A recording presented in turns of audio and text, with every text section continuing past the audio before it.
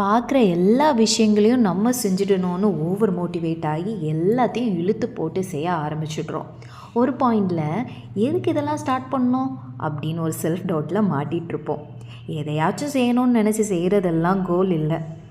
நமக்கான கோல் அப்படிங்கிறதுக்கு இந்த 3 விஷயமும் இருந்தால் தான் அது நம்மளோட கோல்னு சொல்ல முடியும்.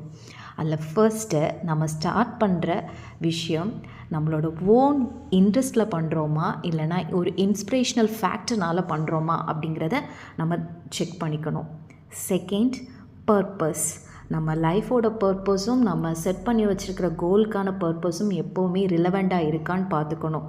அது ரிலவெண்ட்டாக இருந்துச்சுன்னா நமக்கு செல்ஃப் டவுட் வர்றதுக்கான சான்சஸ் ரொம்பவே கம்மியாகும். Finally, work plan. நம்ம செட் பண்ணி வச்சுருக்க கோலை எப்படி அச்சீவ் பண்ணணும், அதுக்கான ஸ்டெப்ஸ் என்ன அப்படிங்கிறதுல ரொம்பவே கிளியராக இருக்கணும். இந்த 3 விஷயமும் இருந்தால் தான் அந்த கோல் நமக்கான கோல். கண்டிப்பாக நம்ம நினச்ச நேரத்தில் நினச்ச மாதிரி நம்மளோட டார்கெட்டை நம்ம அச்சீவ் பண்ணிவிடுவோம்.